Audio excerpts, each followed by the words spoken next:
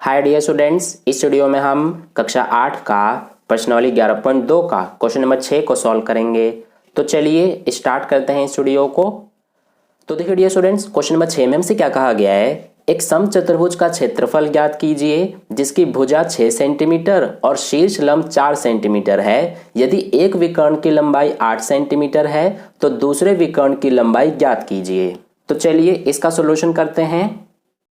तो देखिए dear students, मान लीजिए कि ये हमारा समचतुर्भुज है, तो इसका हमें क्षेत्रफल निकालने के लिए कहा गया है और इसकी हमें भुजा 6 सेंटीमीटर दी गई है। ठीक है, देखिए ये हमारी भुजा हो जाएगी जो कि 6 सेंटीमीटर है।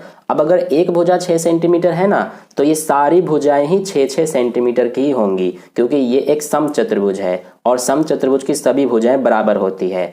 इसके अलावा हमें शीर्ष लंब 4 सेंटीमीटर दिया है, तो देखिए ये हो जाएगा शीर्ष लंब। शीर्ष लंब होता है ऊंचाई यानी कि हाइट, तो ये हमें 4 सेंटीमीटर दिया है। इसके अलावा हमें एक विकर्ण की लंबाई भी दी गई है 8 सेंटीमीटर। तो मान लीजिए ये हमारी एक विकर्ण हो जाएगी, है ना। तो ये हमें 8 सेंटीमीटर दिया है और हमसे पूछा है दूसरे विकर्ण की लंबाई। तो देखिए एक विकर्ण ये हो गया, दूसरा विकर्ण ये हो जाएगा। तो हमें इस दूसरे विकर्ण की लंबाई भी बतानी है और इस समचतुर्भुज का क्षेत्रफल भी बताना है। तो देखिए कैसे बताएंगे, सबसे पहले हम समचतुर्भुज का क्षेत्रफल ही बता देते हैं। तो लिखेंगे समचतुर्भुज का क्षेत्रफल। तो देखिए समचतुर्भुज का क्षेत्रफल निकालने के लिए हम क्या करेंगे, कौन सा सूत्र लगाएंगे। इससे पहले वाले क्वेश्चन में आपने एक सूत्र पढ़ा हुआ है समचतुर्भुज का क्षेत्रफल निकालने के लिए, वो होता है 1/2 गुणा d1 गुणा d2। ठीक है, तो ये हमारा एक सूत्र होता है। इसके अलावा समचतुर्भुज का क्षेत्रफल निकालने का एक और भी सूत्र होता है, वो हमारा होता है आधार गुना ऊंचाई यानी बेस इंटू हाइट। देखिए इसमें हम इसका क्षेत्रफल निकालने के लिए यही सूत्र अप्लाई करेंगे। क्यों करेंगे, हम ये वाला नहीं कर सकते हैं क्योंकि इसमें हमें दोनों विकर्ण की लंबाई पता होनी चाहिए, लेकिन हमें क्वेश्चन में इस समचतुर्भुज के दोनों विकर्ण की लंबाई तो दिया ही नहीं है, हमें सिर्फ एक विकर्ण की लंबाई ही दिया है। ठीक है, तो इसीलिए हम ये वाला सूत्र अप्लाई नहीं कर सकते हैं, हम ये वाला सूत्र अप्लाई करेंगे।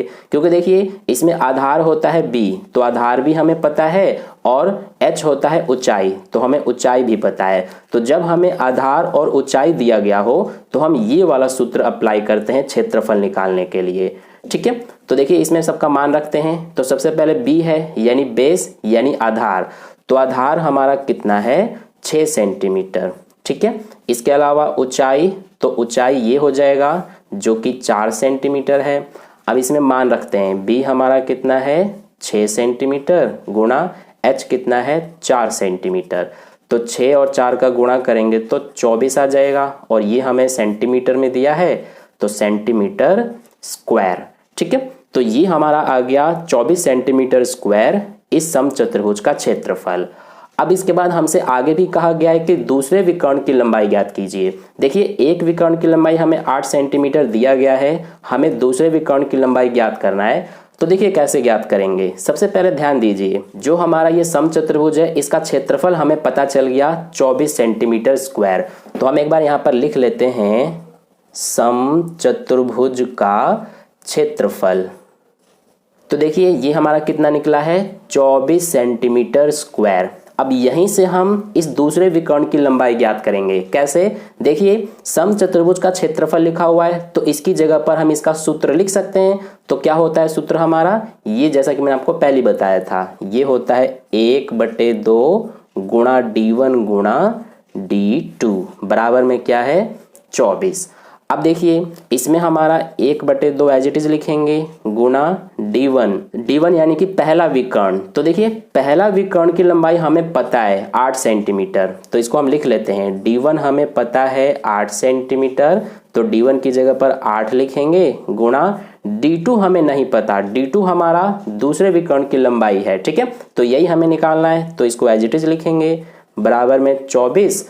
अब यहाँ से ये दोनों कट रहे हैं 2 के पहाड़े से, 2 एकम 2, 2 चौके 8, तो क्या बचा इधर 4 गुणा 1 यानी 4 एकम 4 गुणा में d2 बराबर 24। अब यहाँ से d2 का मान निकालेंगे तो ये 24 एज इट इज, 4 इधर गुणा में है, इधर आएगा तो क्या हो जाएगा भाग में।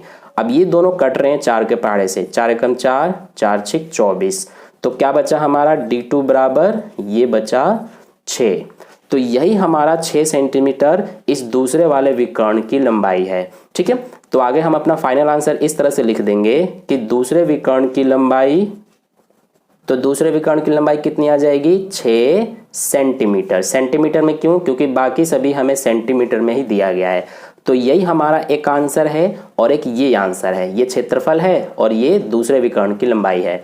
तो इस तरह से हमारा क्वेश्चन नंबर 6 का सॉल्यूशन कंप्लीट हुआ। आई होप आपको अच्छे से समझ में आ गया है। अगर आपको वीडियो अच्छा लगा है तो वीडियो को लाइक कर देना, अपने दोस्तों के साथ भी शेयर कर देना, और चैनल पर नए आए हैं तो चैनल को सब्सक्राइब करके बगल में जो बेल आइकन आता है उस पर ऑल नोटिफिकेशन वाले पे क्लिक कर लेना, ताकि नेक्स्ट वीडियो जैसी अपलोड की जाए उसका नोटिफिकेशन सबसे पहले आपको मिल जाए। मिलते हैं फिर नेक्स्ट वीडियो में। धन्यवाद।